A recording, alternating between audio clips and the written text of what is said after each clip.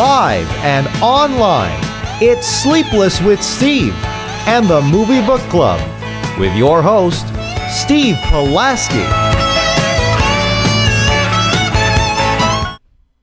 Back and better than ever, it's Sleepless with Steve, live on YouTube. We come to you live and in living color every Wednesday evening, 6:30 Central Time. Gruesome twosome once again. Usually if it's been a gruesome twosome in the recent weeks, it's been Joe and I. Today I got privileged, though, to be with Dominic Guanzon today.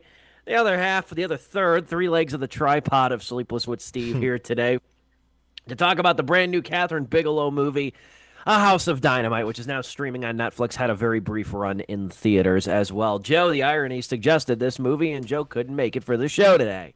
So we are left to pick up the pieces of Kathryn Bigelow's latest movie here with an ensemble cast that is now streaming on Netflix. So that is what we are tackling today as Halloween is inches away. Looking forward to it. Halloween being on a Friday this year, too. So love this time of year. Finally, the weather's gotten pretty cool and stuff like that. If you can't already tell, I shaved, so I'm getting ready to grow the whole beard out for the entirety of winter like I generally do. So I'm looking forward to that as well. But yeah, fall is here. These days are going to get shorter now with daylight savings time this weekend as well. These days are going to get even a little bit shorter too. And the movies that are coming out now, tis this season, are going to get a lot more serious, kind of like A House of Dynamite. That's just the way it works when awards season starts to roll around, whatever that term means these days, so be it. But we will tackle this. First things first, I want to ask you, Dom, how are you doing today, my friend? I'm doing well. It's been a whirlwind couple of weeks, and I think it's going to continue to be so in the build up to the holidays. Usually my work picks up, and now it seems like with all the political things happening, it's not really slowing down. So people are responding in kind to what's going out there on the streets, and it's a scary, scary time. It's going to be a scary holidays, honestly, but that's where we're at, and the best we can do is enjoy our time, enjoy our downtime, including some movies. So we'll see. House of Dynamite now available on Netflix, so we didn't have to go to the theater this weekend. Yes, for the first time in a blue moon. So I know that probably behooved your schedule. We got to be terrified at home under our own blankets. Now, this is funny because Joe mentioned this movie a couple of months ago, and I'm pretty sure he did it on the show. I know he mentioned it to us in the green room in the past, but I know he mentioned it on the show talking about, like, I think we were ending a show at one point, and he was talking about stuff that he's still looking forward to this year. And at the end of a show in the summer, I remember him saying, like, there's a new Kathryn Bigelow movie coming out. It's her first movie in almost 10 years, and, like, nobody's talking about it. And it was going straight to Netflix. This is Kathryn Bigelow's first movie since Detroit back in 2017, which was so long ago. We reviewed that on the radio show, Sleepless with Steve. That was the last time Kathryn Bigelow made a movie, and we were up late that night talking about it. We had a lot to say about Detroit with John Boyega, Will Poulter. Really an excellent film that, not surprisingly, did not do very well in the theater. But those who saw it for the most part, I think, really liked that movie and appreciated what it is. But she's been gone long enough, or at least she's been absent on the movie front to the point where I think she deserves something of a reintroduction. Kathryn Bigelow has really made a career out of making a lot of different kinds of movies. She's been around since the early 80s. She started kind of in the horror genre with Near Dark, which Kathryn and I actually watched not too long ago, too, which was very enjoyable. A very enjoyable film, Near Dark from 1987. She pivoted then to kind of action thrillers, one of her most notable early ones being Point Break with Keanu Reeves, Patrick Swayze, which was a pretty damn good movie, too, in itself. Strange Days, Joe also recommended. We watched on the show for kind of a required viewing segment. That was a couple of years ago. And then she's always been around every couple of years. She did K-19, The Widowmaker, and then really kind of, I guess in the eyes of critics and in the eyes of the establishment and awards and stuff like that, really hit her apex in the late aughts and early 2010s between The Hurt Locker and Zero Dark 30. Those were two movies that came out within 4 years of each other and gained not only a ton of press, but were very successful. and both movies worth watching too. Definitely different kinds of thrillers and political thrillers and things like that too. The Zero Dark 30 obviously focusing on the operation too that killed Osama bin Laden, Mm. and then the Hurt Locker winning Academy Award that year, winning the Oscar that year, basically about an explosives ordinance, like an explosives disposal unit in the Iraq War. Then you had Detroit in 2017, which we really enjoy is not really the right word, but we really like that movie. That was a really challenging, albeit brutal movie too, that dealt with race and the civil rights movement. Very, very finite moment in time to 1967 Detroit. Very good movie though.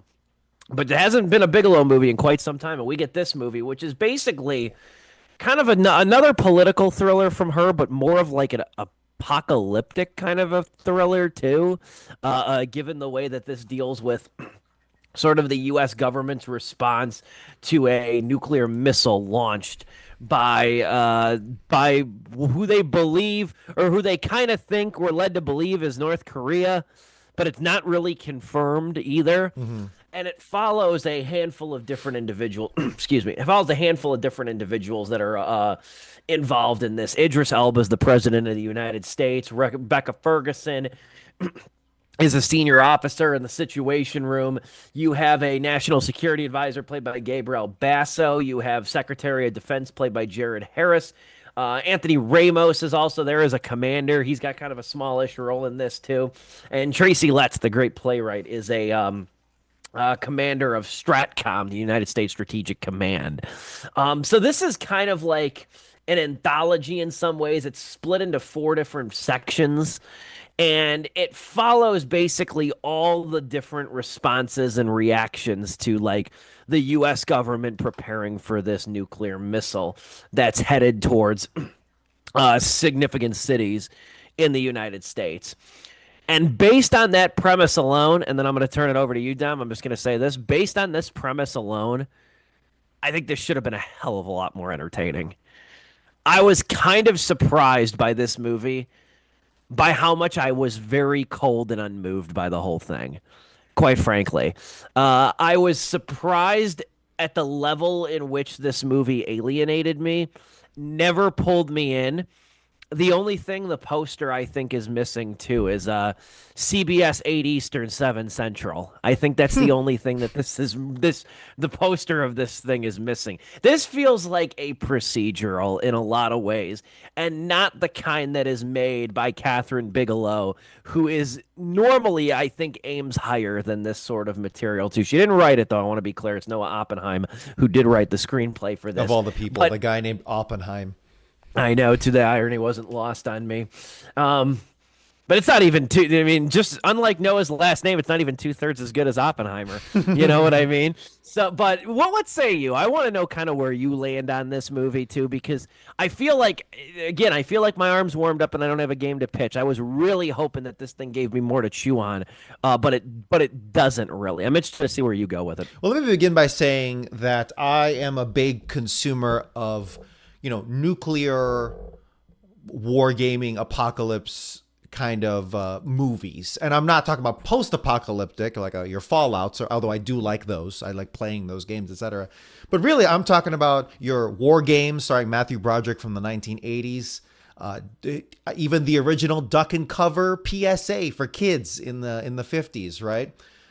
Countdown to Looking Glass is a movie that you can watch on YouTube because it was released as a TV movie, or no, it's HBO movie on 1984. Was it the Rocket's Red Glare? I think it's another one starring, or is it Rocket's Red Glare? But either way, it's starring James Earl Jones as one of the parts. Basically just the government's response, kind of like the Shin Godzilla of nuclear apocalypse movies, right? Where it's like, hey, what's the government response to this? And how do they react to it? How do they handle the situation, etc.? And dozens and dozens of movies, TV shows, books, games have come out about it. And I've consumed a number of them, right? And I think the big ones that are, again, all available on YouTube, but the big ones that most people go to are The Day After, which is an American movie, captivated the country when it aired on TV to the point where they had people standing by their a call center standing by to take phones for concerned individuals, and Threads, which is a BBC movie also from the 1980s. Both of those movies had such a marked effect on their population that they are said to have influenced in some way the nuclear policy of the ruling powers. Ronald Reagan was known to have seen the Day After, and it affected him a good amount. Again, how do we know how much? We don't really know. I don't think he even knew because he had dementia. But in terms of that genre of movie, I am very much a consumer of them. And it's really just been fascinating because the fun thing about nuclear apocalypse movies is that they are always relevant. They will never become irrelevant until someone pushes the button. And so A House of Dynamite, in my opinion, I think is a worthy entry into this series of sub-genres. Now, yes, the question is it a good entry? I think it's pretty solid. But the question I have for you, Steve, my follow-up to you saying that I wish this was more interesting, right? Or I wish this was more entertaining. My question is, when did you feel that? When did you start feeling that? When did you feel let down by this movie? Was it the very end, or was it like, say, the first third of the movie? Right? Let me ask you, 20 minutes into the movie, give or take, how did you feel about that? Basically, that first act. The first act, which is also known as inclination, is flattening. That is the first act of the movie that kind of shows the White House Situation Room.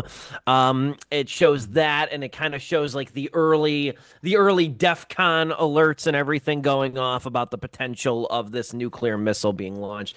You know, the early part of this movie, I would say the first 30 minutes, though, I think the intrigue is very natural, just in terms of the setting, because what you have is you have sort of like Bigelow using almost kind of doing this a little bit. You could kind of tell the way she balances the camera that she tried to have like sort of this docu-fiction thing going on where the camera feels a little bit looser on a swivel, following people running around and exchanging notes, trying to get a hold of the president, who we learn is a very camera off Zoom guy in the movie too, that the president is one of us and keeps his camera off during Zoom meetings.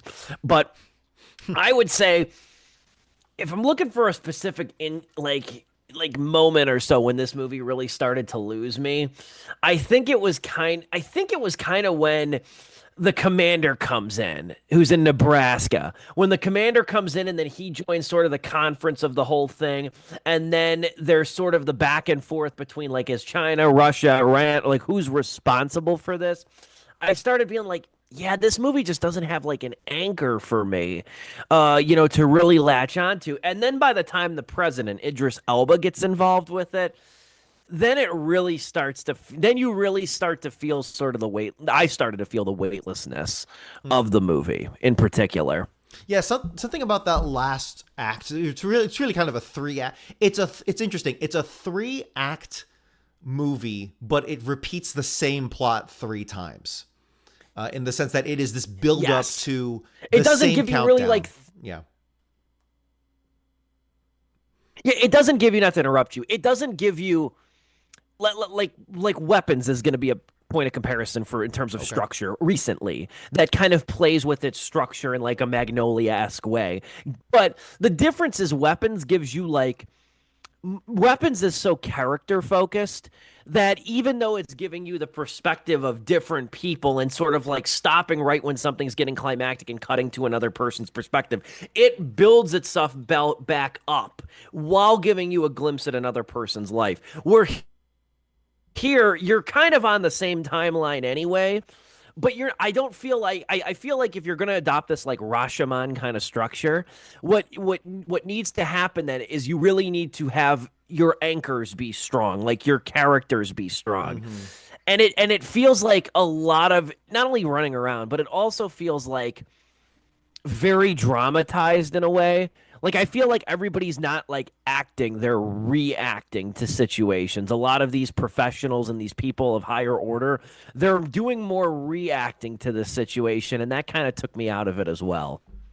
Yeah, there's a missile in the air, Steve. Of course they're reacting to it. They're reacting to the missile. No, I think for me, I agree. If you're gonna have this kind of, oh, we're gonna see a whole new perspective of the same events, you kind of have to reveal something significant, right? To justify that. Otherwise, because it suffers that same issue of like, oh, whoa, whoa, whoa, whoa, whoa, whoa, whoa, whoa, and then first act done. Okay, we're back down to here. Whoa, whoa, whoa, whoa, whoa, whoa, whoa, whoa. And I understand that like all the way down to zero.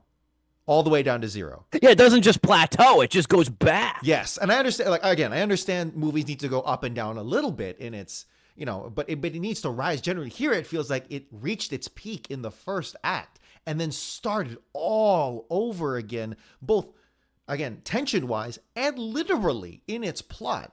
And again, I understand what it was doing, but it did not justify its structure, its time jumping, or rather time looping.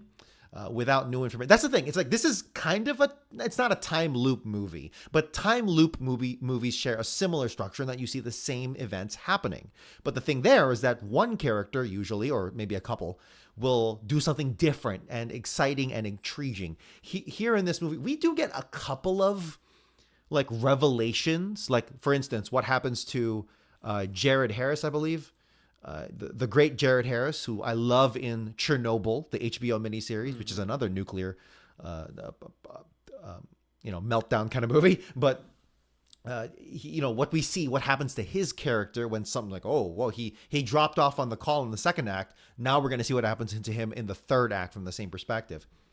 But still, to me, that really just wasn't enough to justify it, which sucks because I legitimately do appreciate these kinds of movies, and I do think this is a very important topic to like bring to people. I am glad that Kathryn Bigelow was able to raise this question. In fact, there's another movie. There's a book called Nuclear Apocalypse or shoot, of course I forgot it, but it's Nuclear something : a scenario, and I believe Denis Villeneuve is going to be adapting that for a feature film. Annie Jacobson. Thank you. Yes. What's it called? Nuclear war. Nuclear scenario. Yes, by her. And at first when the movie started, because I had zero idea what we were watching, I thought this was going to be like, I don't know, a murder thriller or something. But a House of Diamonds, like, oh, okay, 5 minutes in, this is what we're watching. Cool. And I thought this was the Denis Villeneuve movie, but then no, wait, it's Kathryn Bigelow. So then I don't know. And at no point does the movie or any production or whatever cite that book. It's not that. So this doesn't appear to be a Deep Impact Armageddon, kind of thing where it's two people approaching the same subject matter or the same material. Maybe coincidentally, but overall, I think this really comes down to a structural issue, so a writing issue, and something should have happened here. I don't know if it was even if you can even do the traditional linear structure where you have everyone jumbled together into the same linear timeline. You can play with time a little bit, but that issue where you're extremely clearly playing the exact same time period. It's not real time, it's like, oh, we have 5 minutes left, bro. It's been 15 minutes. That's fine. Whatever. That's movie magic. That doesn't bother me. That doesn't bother me at all. But in terms of like, oh, this is a hard stop and you are truly starting from scratch with attention and everything. And like, again, like you were saying, there needs to be character building. Okay, cool. These characters really only have 20 minutes to shine. That's really it.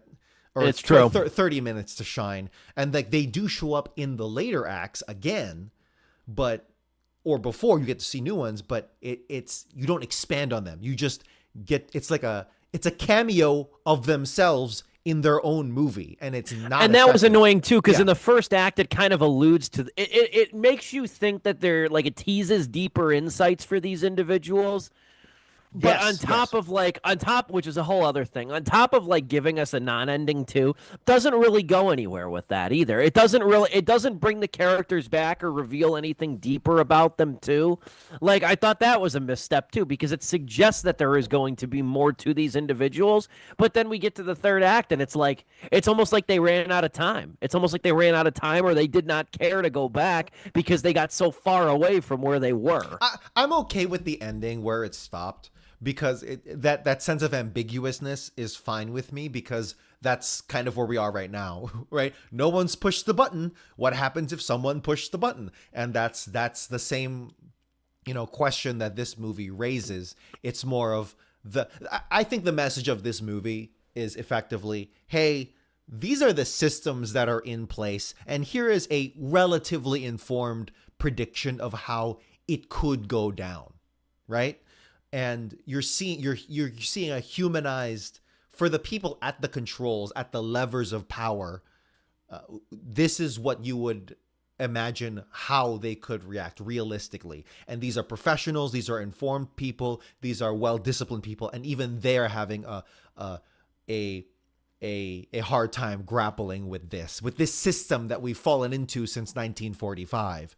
Meanwhile, and I think the implicit message is, hey, what if our current real life administration was tasked with this exact same scenario? Would they be able to handle things better? I don't agree that they would handle things in a better way. But anyway, that's beside the point of what they're trying to say. How they're delivering that message, it's falling flat. It's falling flat for me. Yeah, no, I definitely agree with you there. I'll say too that well, first off too, just on a completely unrelated note, very very good tactile marketing for the WNBA in this thing as well. Very very sneaky. I did not expect to see Angel Reese in the Chicago Sky in this fucking thing. There we go. Which I thought was fascinating because one of the cities that's the city that's predicted to get hit with this nuclear missile is Chicago, and I thought if nothing else, on the short list of subtleties that this movie does well, or I thought did well, I think it does a good job at showing like the president as sort of like this figurehead who doesn't really. I mean, Idris Elba as the president doesn't really do anything here. He's like too busy getting shuffled to these appearances and things like that, like these public appearances, like at the WNBA game with Angel Reese and things. And I think that's kind of what they were trying to show, was that the president like is absent for most of this. And again, going back to like that screen of the video chats where his is the only one that's blacked out and all the subordinates are the ones trying to scramble and figure something out, where like the president is really just, the president's job is to like be informed of it, and that's pretty much it. But he's all over the country and absent, mainly because that's really what like in America his job now requires. So I thought that and then I think Elba's good at that. Elba doesn't play like, I'm not saying he's a stupid character in this movie, but Elba doesn't play, I guess, oblivious that often. You know what I mean? And that's kind of how he feels here, is like oblivious. It's not, I don't think it's a performance flaw. I think it's just an observation. He doesn't play like oblivious or vulnerable very often because I mean, look at the guy. He's like enviably handsome and strong, but like in this movie, it's like he plays the president who's talking about something he heard on a podcast. You know what I mean? Like I did find that part of this pretty entertaining, at least on like on a believability level. It's also accurate. It is. All right, there's so much to say. There is the political theory. I forget the name of it, but there's the political theory that, yeah, the president kind of isn't in control. Like they are, of course, but it's the people at the levers of power as opposed to the person at the top, right? Because that's just how power works, right? It's the people crunching your numbers. It's the people at the literally manning the controls. Who have the most power in these situations. Again, war games, right? Matthew Broderick, the opening scene of that. Have you seen that movie? The opening scene of that movie literally begins with, the people, like you can get the order to launch a missile, but for the two guys in the missile silo, will they have the balls to do it? Will they have the conscience to not do it? Or and what is the actual moral decision there, right? That's what it grapples with those kinds of questions. And for here, it's more so. You're right. It's more so reactive in so many more ways than one, and more so the how do you piece this together? You only have 20 minutes, and it was a very generous 20 minutes in the movie, right? Yeah, it was. To make something happen. So in that sense, I kind of do agree. If the government officials here looked weak, that's in the realm of, you could just say the government in general, but in the realm of nuclear scenarios, that's kind of true. In that sense, it captured that effectively in the first half hour. And if I do kind of appreciate them. I appreciate the idea. I appreciate the idea of them doing this same shtick 3 times, kind of for the same thing. Because in a real scenario, you could have even less than 20 minutes. You could have 15 minutes, right? Or 10 or 12. Who knows? Who really knows? And to justify a 90-minute feature film or 2 hour, I think in this case it was like 2 hours, you need to stretch that time out. But the question is, was this movie able to do it effectively? We are saying no. And sometimes at some points this kind of did feel a little Madam Secretary. Do you remember that show on CBS? Oh yeah. Yeah. In fact, they had an episode. I think that's available on YouTube too. Partially, they had an episode where it was like a nuclear apocalypse, like missiles are in the air. Although I think in that episode they found out that it was a false alarm, but here it was the real deal. So that's it raises a lot of questions and it gets your heart racing. But is it able to sustain that for its full runtime? That's the big question that this movie has to grapple with. And I think whoever was looking over Kathryn Bigelow's shoulder should have maybe had a bigger say in that decision making, right? Yeah, and what's funny too is that like we're getting to the point now because we've seen now. I mean, Netflix has been making original movies for over a decade now. These movies are really starting to have a look and feel to them, and like this really looks like a Netflix production. There's a lot of drone shots. There's a lot of what's funny is I've started to notice this with some Netflix originals too. And I really noticed it here because there's a lot of traveling in this movie that's like by plane, by truck, by helicopter, by car, by very expensive car, by convoy. It's almost like a budgetary flex in a way that there's like so many of these different, and not unrealistic, but there's a lot of traveling and barking into a phone or onto a computer screen. And there's not there. It doesn't feel like there's a lot going on there, And we also just do. I go back to just this too, is that we might know of these characters and recognize the people playing them, but we don't know these characters. And half of the enjoyment you get out of a movie like this is learning the individuals and getting to know the individuals behind it. And this thing doesn't really do that. It doesn't give you a narrative through line. Like you said, it ratchets up the tension, but then pulls back when it has to go to another segment too. And you get basically what it amounts to is to just near a zero. lot of That's the key thing. To near zero. Yeah. Not just plateauing, just completely dropping off.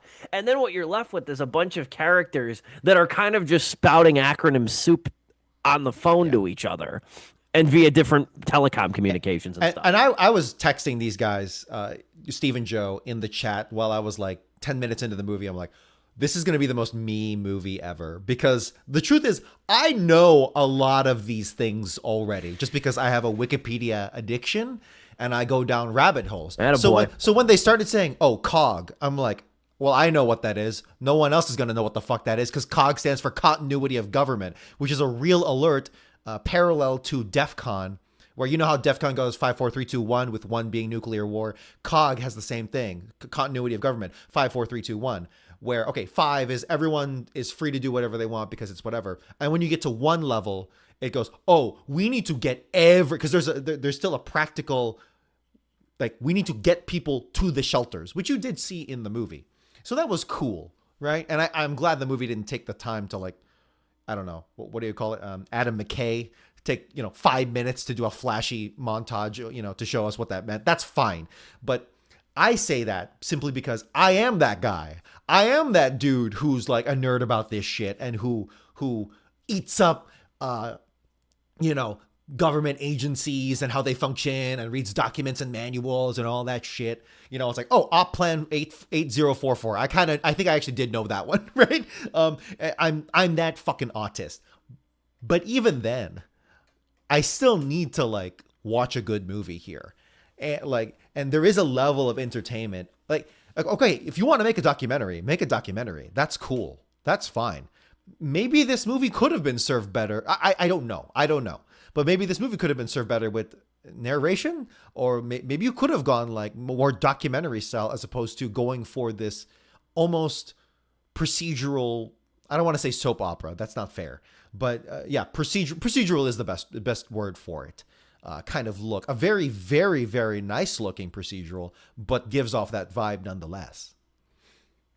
Another component of this thing that really makes it feel like a Netflix movie, beyond the drone shots and like the sleekness and the clear like budgetary showing off too, is because Netflix is a global company and Netflix has a presence in every country too. Mm-hmm. This is one of those instances where the plot of the movie seems to be tailored to like not offend anybody or piss anybody off.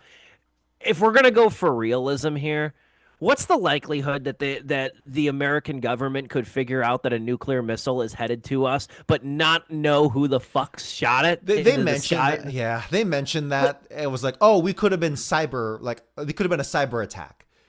Okay, that's their one explanation to the situation.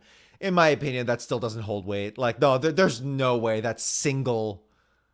You can calculate if you can figure out which way it's going up and down, you can figure out where it started, where it came from. Like the whole way you would be able to tell altitude and everything, like of where how high it got, where it's actually tracking. Time out. Sorry, interrupting for relevance. I think they did mention, oh, it's a submarine.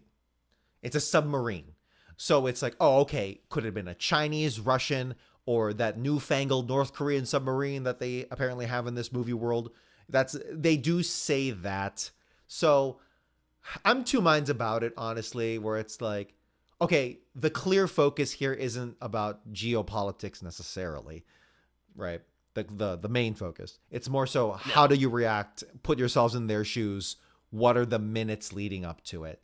But even then, I'm like, I don't know. I don't know. It's honestly, it took me back to Call of Duty Modern Warfare 2, the original one from when we were in high school.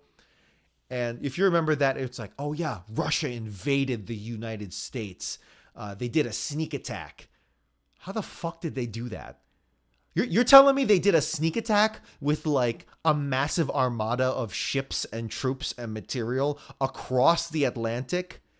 Past Europe, past NATO, France, Germany, the UK, which are all France and the UK are the next leading nuclear powers. They didn't pick up on any of that because the West Coast. Okay, that would make sense. They attack the East Coast. You skip a whole continent. What the fuck? This game doesn't make sense. But it was still a good game. Fair enough. I mean, and then there's the idea that doesn't at one point Elba, the president, doesn't at one point he suggest like attacking all the enemies because he's not sure, like he doesn't know who sent the attack at first. That was the other dude. That was the dude operating opposite of Elba. Oh, yes. In the helicopter or whatever. It's like, yeah, that's. But the truth is that is kind of America's shtick. Where that is one. Oh of no, the I bet. Yeah, that is one of the plans. Sorry, that is one of the plans. I just think it's funny. I just think it's funny that was one of the things proposed. Yeah, no, because I mean, it does kind of part of like Elba and sort of like his crew and everything like that. They kind of show like the belligerent attitude America has towards the rest of the world. You know what I mean? Like especially American politics, sort of this like belligerent, like iron-fisted attitude that they have to the rest of the world. So I don't begrudge that. I'm just saying it's like there's bits of this movie that are like that kind of. When you're doing something that's as serious as this, but then there's like you don't know where the missile's coming from either. And then the president's talking about attacking all the allies at once and everything. There's certain instances in this movie that Yeah. that'll really take you out of it, especially when a movie is playing to be this serious The, as well. Yeah, I think we have a few minutes. I say we go to break because Yeah. I have one more thing to say that kind of nips the whole thing in the bud in terms of realism and tension and whatever. And then we will. I think we should pivot to the end, but I think we'll call it there for break. That works. That works for me. I was going to say, I was just about to take the intermission myself, too. So we will come back here in just a couple of minutes. More about Kathryn Bigelow's new movie, A House of Dynamite, now streaming on Netflix. I want to thank Dominic Guanzon once again, too, for hosting this show in a pinch with Joe being unavailable tonight. So we'll be back here in just a couple of minutes. Don't go anywhere. It is Sleepless with Steve.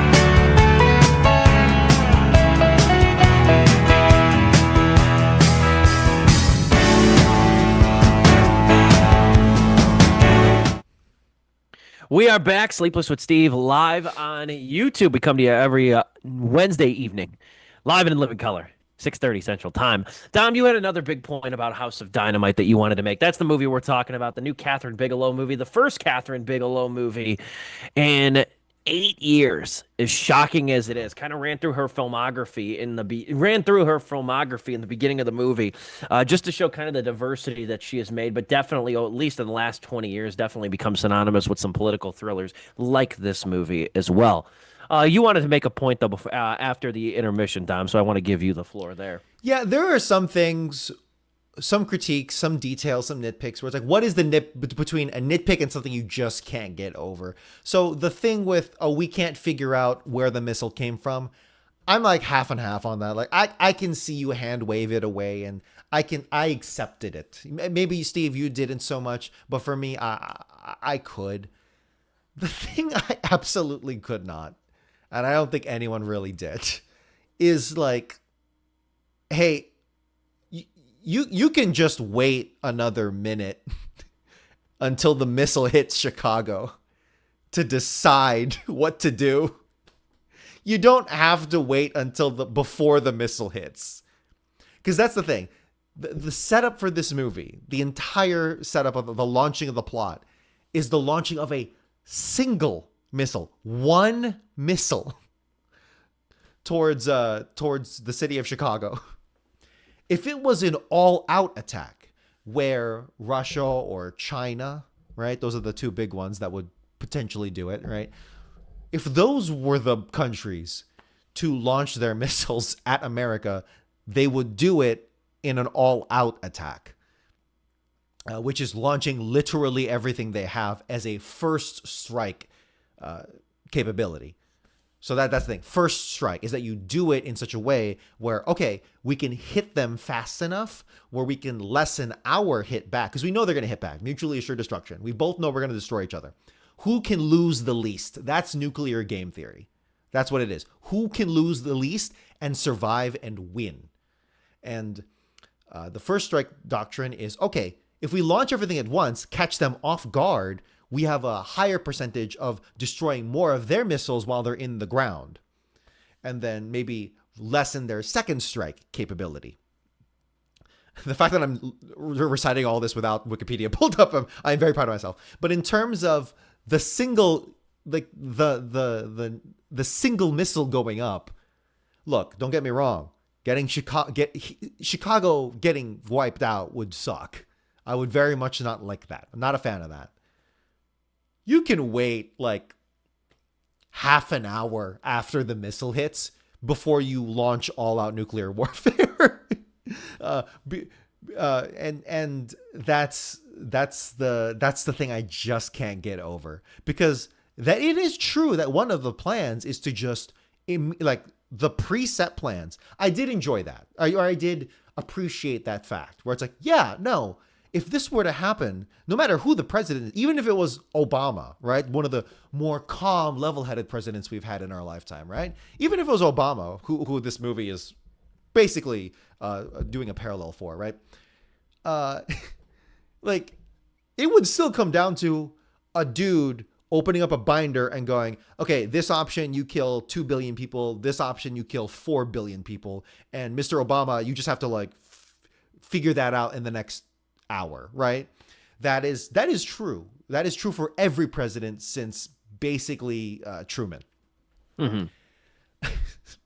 But like, again, if it's one fucking missile, I'm sorry, that's not a nitpick. That's the whole shebang. It's one shebang, and you can chill for a second. And like that's all. There's another movie, The Sum of All Fears, where it does the same thing. And the movie concludes with them deciding, yeah, no, this sucks. We can chill for a bit, right, guys? That's what Ben Affleck's job was, is that, hey, here's the evidence. We can chill for a minute. If anything, Ben Affleck's character... We can stew on this. Thank you, yes. The Ben Affleck's character is in Sum of All Fears. That is filled by Gabriel something, the young guy. Gabriel Basso, Thank you, Gabriel Basso, in this movie, in A House of Dynamite. That's basically the parallel. And in my opinion, he gave enough of an that is should be the way you do it, which is just wait. And again, I'm biased because for whatever reason, when I was young and I learned about nuclear weapons, everyone else in class was like, well, I'm just going to sequester that away and ignore it for the rest of my life. I'm like, no, let's find out more about this, because you're telling me that the entire system of geopolitical balance hinges on the fact that we aren't in World War VII by now hinges on the fact that we have a bunch of buttons that can end the world in 45 minutes. That's basically how the world operates right now. No cap, no exaggeration. Probably less, right? Less time. So this movie kind of has to, I enjoy that this movie kind of has to sit you down and face that reality. But I think, should we just pivot? Should we just pivot to our closing thoughts? I'm trying to think. Yeah, what did you want to say, my guy? You're good. Sorry. No, we'll get to closing thoughts here in a couple minutes. No worries. I think that this movie finds itself in between two different extremes. Yeah. Unsatisfyingly so. And I'm going to compare it to movies that are made by two other filmmakers. The one, and there is an argument now. I feel like this particular filmmaker, mainly a writer, has kind of gotten to be a little bit of a butt of a joke in recent time, especially when you consider that his movies came out during like the Obama administration and had sort of the like hard on sleeve liberal optimism, and that's Aaron Sorkin. But Aaron Sorkin, though, looking at his movies, his political movies and his dramas, Aaron Sorkin always knew how to reel you in with characters and reel you in with dialogue to call his movies realistic would be inaccurate. They were very well written, and they were conversations and dialogue that like how you wish human beings spoke. But it was a lot of talking, and it was a lot of interpersonal relationships done very well because Sorkin is great with dialogue. And then on the other end of the spectrum, you have somebody like Roland Emmerich, who is more concerned with like spectacle and disaster and not carnage to the degree because his movies aren't gory, but sort of like big budget spectacle. He's very good at directing that, Emmerich. He's made a plethora of disaster movies like The Day After Tomorrow and things like that, where his movies too, it's almost kind of like he wants to blow shit up, but also in his movies, even if it's not the most deftly handled, he does want to like evoke something about society there, but he mainly wants to show the spectacle of it. Bigelow's movies caught in the middle. It definitely has more in common. If you had to pick the either two extremes, it definitely has more in common with Sorkin just based on the fact that the movie is so talky. Even though there's not, I feel like there's not a lot really meaningfully said, but there's a lot of talking. There's really no spectacle to it, but or in the traditional sense. But I guess my problem is that when you have a lot of thinly developed characters and sort of haphazardly handled perspectives on the matter, what you get is a movie that really suffers from its structure and also doesn't have really anything to reel you in, and that gets more and more evident the more perspectives it keeps adding and the longer it goes. And then I think a lot of people even address it too, feels like it ends with no distinct payoff. Yeah. And I understand in the micro, oh, yes, you don't really need to know what's the decision. You just need to know that this question was posed. And that's the question that is lingering over every president's head at any moment in time, basically until the end of times, right? As long as nuclear weapons are a thing. But structurally, as a movie, yeah, you're just left with a big fat nothing. I will say this. There is a kind of a short 30-second epilogue. Do you know that scene? It's like showing the mountain. And it's like, all right, I see what you did there. It kind of does tell us what happens implicitly, right? Its implications. But in terms of impact, I don't know. I think it frustrates more than it does effect, you know, in a way that's, again, the message of this movie. I understand what she's doing. It's almost like a PSA that Kathryn Bigelow is doing for the world, in the sense that this is always a thing and that you should be more aware of it. And maybe you should elect leaders so that they can handle these things in a mature and responsible manner. Or that you think would be able to handle it too, because I think that's the other part of this too, is that like this administration in the movie sort of presents itself as like squeaky and competent, but then like hold their feet to the fire, and you see how they unravel. They become, and maybe there's also an inclination of like just human nature in general, because it seems like really when stuff starts really like getting to DEFCON 2 and DEFCON 1 and everything, where like everybody starts becoming like very self-interested and very insular, you know? And I think that might even just be from Bigelow's perspective too, is just sort of the nature of human beings, even those tasked with having to do a very like important high stakes security job. It sucks, man. Like I would hate to be in any of those people's shoes at any point in time, right? Oh, you didn't have to twist my arm not to get into a political career. You didn't have to twist my arm not to do it. That's the funny thing, is that like people's views. This is just me shooting the shit now. People's views on politics is very Trump informed. People's views on government should be this informed, right? In turn, like this kind of seriousness. Because that is the fire that you play with. This movie is the fire that politicians play with every single day. Take for such a true, like, and I don't just say play like lightheartedly. Truly, they fuck around with it. Like, no, you can post these AI memes of yourself dumping shit on protesters from a jet plane. but also you have the dude with the nuclear football following you at all times. That's Mhm. that's one of the reasons why this movie I think can be effective. But I think for a lot of people who are enjoying it as is, I don't know. I'm two minds about it. I think people who watch a lot of movies but aren't so much interested in this particular topic, they're going to be frustrated by it because plot wise, story wise, and for the reasons that that we've been critiquing so far, probably going to be very frustrated with it. Maybe it'll be effective for people who don't watch a lot of movies, people who don't know anything about this side of the world of how government runs. This one particular topic. Maybe it will be a wake up call. I don't know. I don't think so. But in terms of our job here on this show is not to figure out where a missile is going, but to give a movie a star rating and discuss it. So I don't know. There's a different audiences for this thing, and I do appreciate them all. Do you want to jump into your star rating there? I think I will. I am again two minds about it. Part of me wants to go like, yeah, this needs to be on Netflix to the largest audience possible and get people thinking about this.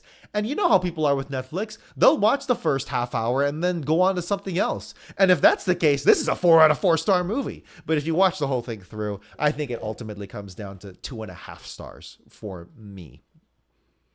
Yeah, it's a 2 out of 4 stars for me. Yeah, I honestly think just looking through, and I haven't seen everything. I'm still like K-19. I never did see. There's a few movies by Bigelow that's a I've great yet to movie. see. Yeah, This is probably her weakest. I I really can see think that. so. Yeah. I mean, every other one I've liked, especially like I said, just saw Near Dark not too long ago. Really enjoyed that one.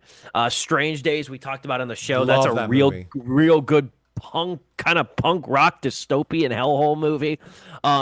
Hurt Locker and Zero Dark 30 aren't perfect, but they are good and they're very well made. And especially when it comes like Zero Dark 30 is another movie that I think of as like the better version of this, where it's like far more concretized characters, better handling of perspectives, and not as much of a structural mess Yeah, either. in Jessica Chastain's, and here's the thing, right? When we say character, we don't need like your backstory. Like we don't need a 15-minute flashback to your childhood, right? No. Jessica Chastain's character, who is a composite character, right?